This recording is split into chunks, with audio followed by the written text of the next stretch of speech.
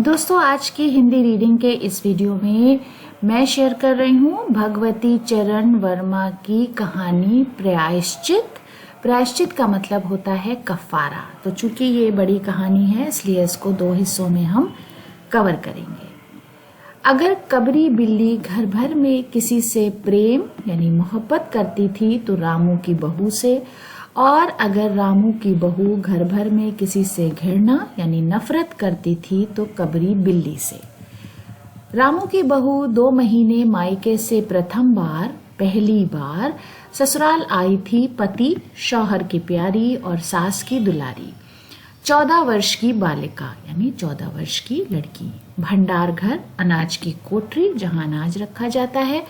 भंडार घर की चाबी उसकी करधनी में लटकने लगी। नौकरों पर उसका हुक्म चलने लगा और रामू की बहू घर में सब कुछ। सास जी ने माला यानी तस्बीह ली और पूजा पाठ इबादत में मन लगाया, दिल लगाया। लेकिन ठहरी 14 साल की लड़की, 14 वर्ष की बालिका। कभी भंडार घर खुला है तो कभी भंडार घर में बैठे बैठे सो गई।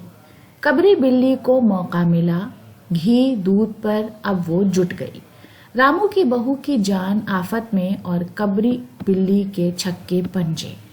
रामू की बहू हांडी में घी रखते रखते ऊँग गई और बचा हुआ घी कबरी के पेट में।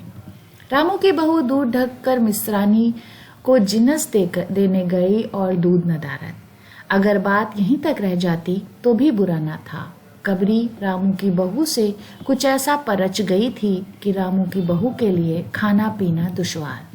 रामू की बहू के कमरे में रबड़ी से भरी कटोरी पहुंची और रामू जब आए तब तक कटोरी साफ चटी हुई।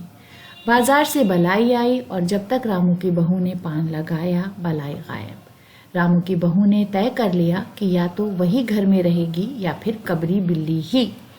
मोर्चाबंदी हो गई और दोनों सतर्क यानी मोहतात। बिल्ली फंसाने का कटघरा आया। उसमें दूध, बलाई, चूहे और बिल्ली को स्वादिष्ट लगने वाले विविध प्रकार के व्यंजन रखे गए। स्वादिष्ट का मतलब है लजीज। विविध प्रकार के अनवाओ अक़साम के व्यंजन यानी खाने। लेकिन बिल्ली ने उधर निगाह तक न डाली। इधर कबरी ने सरगर्मी दिखलाई। अभी तक तो वो रामू की बहू से डरती थी पर अब वो साथ लग गई, लेकिन इतने फासले पर कि रामू की बहू उस पर हाथ ना लगा सके। कबरी के हौसले बढ़ जाने से रामू की बहू को घर में रहना मुश्किल हो गया था। उसे मिलती थी सास की मीठी झिड़कियां और पति देव को मिलता था रूखा सूखा भोजन। पति देव शौहरे नामदार, रूखा सूखा भोजन, रूखा सूखा खाना। एक दिन रामू की बहू ने रामू के लिए खीर बनाई। पिस्ता, बादाम, मखाने और तरह तरह के मेवे दूध में ओटे गए। सोने का वर्क चिपकाया गया और खीर से भरकर कटोरा कमरे के एक ऐसे ऊंचे ताक पर रखा गया जहां बिल्ली पहुंच ना सके। रामू की बहू इसके बाद पान लगाने में लग गई। उधर बिल्ली कमरे में आई। ताक के नीचे खड़े होकर उसने ऊपर कटोरे की ओर देखा। सूंघा, माल अच्छा है। ताक की ऊंचाई अंदाजी।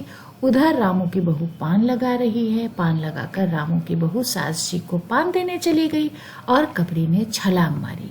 पंजा कटोरे में लगा और कटोरा झंझनाहट की आवाज के साथ फर्श पर। आवाज रामू की बहू के कान में पहुंची। सास के सामने पान फेंक कर वो दौड़ी। क्या देखती है कि फूल का कटोरा टुकड़े टुकड़े खीर फर्श पर और बिल्ली डटकर खीर उड़ा रही है। रामू की बहू को देखते ही कबरी चपत। रामू की बहू पर खून सवार हो गया। ना रहे बांस न बजे बांसुरी। रामू की बहू ने कबरी की हत्या यानी कत्ल पर कमर कस ली। रात भर उसे नींद न आई। किस दांव से कबरी पर वार किया जाए कि फिर जिंदा ना बचे, यही पड़े पड़े सोचती रही।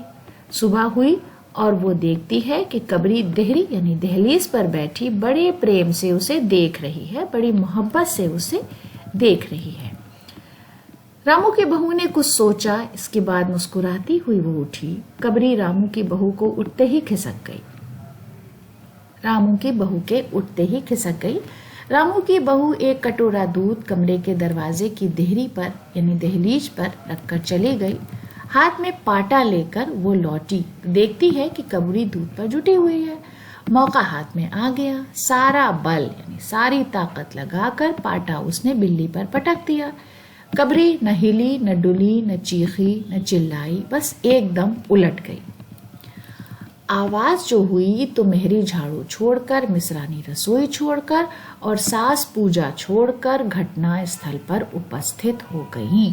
घटना स्थल मौकाए वारदात उपस्थित मौजूद हो गईं। रामू की बहू सर झुकाए हुए अपराधिनी यानी मुजरिम की भांति की तरह बातें सुन रही है। मेहरी बोली, अरे राम, बिल्ली तो मर गई। माँ जी, बिल्ली की हत्या यानी कत्ल बहू से हो गए, बिल्ली की हत्या बहू से हो गई, ये तो बुरा हुआ। मिसरानी बोली, माँ जी, बिल्ली की हत्या और आदमी की हत्या बराबर है। हम तो रसोई ना बनाएंगे, रसोई बनाने का मतलब खाना ना बनाएंगे जब तक बहू के सिर हत्या रहेगी। सास जी बोली, हाँ ठीक तो कहती हो। अब जब तक बहू के सर से हत्या ना उतर जाए तब तक ना कोई पानी पी सकता है, ना खाना खा सकता है। बहू, ये क्या कर डाला? मेहरी ने कहा। फिर क्या हो, कहो तो पंडित जी को बुला लाई। सास की जान में जान आई। अरे हाँ, जल्दी दौड़ के पंडित को बुला लो। बिल्ली की हत्या की खबर बिजली की तरह पड़ोस में फैल गई। पड़ोस की औरतों का रामू के घर तांता बंध गया। चारों तरफ से प्रश्नों की बौछार और रामू की बहू सिर झुकाए बैठी। प्रश्न कहते हैं सवाल को, तो प्रश्नों सवालात।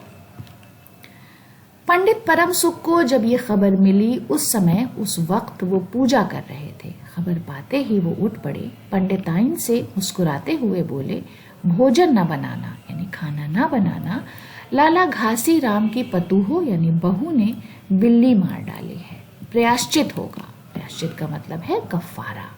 पकवानों पर हाथ लगेगा।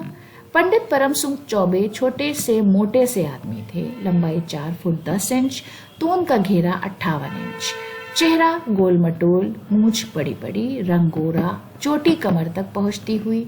कहा जाता है कि मथुरा में जब पसेरी खुराक वाले पंडितों को ढूंढा जाता था तो पंडित परम सुख जी को उस लिस्ट में प्रथम स्थान दिया जाता था, यानी वो बहुत खुराकी थे। प्रथम का मतलब पहला, स्थान का मतलब जगह। पंडित परम सुख पहुंचे, पंचायत बैठी, सास जी, मिसरानी, किस्नू की माँ, छन्नू की दादी और पंडित परम सुख।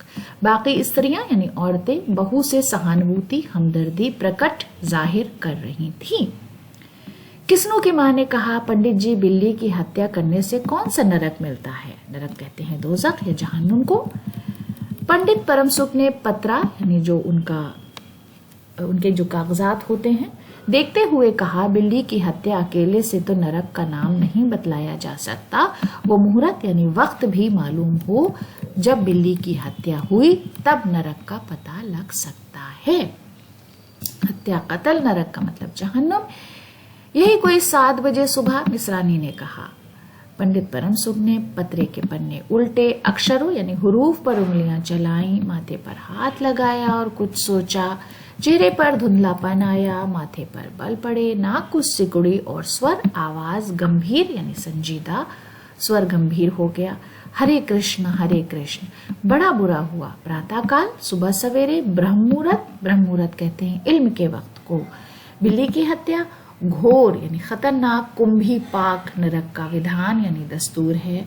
रामू की माँ, ये तो बहुत बुरा हुआ, ये तो बड़ा बुरा हुआ। रामू की माँ की आंखों में आंसू आ गए। तो फिर पंडित जी अब क्या होगा, आप ही बतलाएं। तो दोस्तों, आज के हिंदी रीडिंग के वीडियो को यहीं पर खत्म करते हैं। अगले वीडियो में इस कहानी का दूसरा हिस्सा आपके साथ शेयर करूंगी। आपको वीडियो कैसा लगा, आपकी राय का कमेंट्स बॉक्स में हमें इंतजार रहेगा। वीडियो देखने के लिए बहुत बहुत शुक्रिया।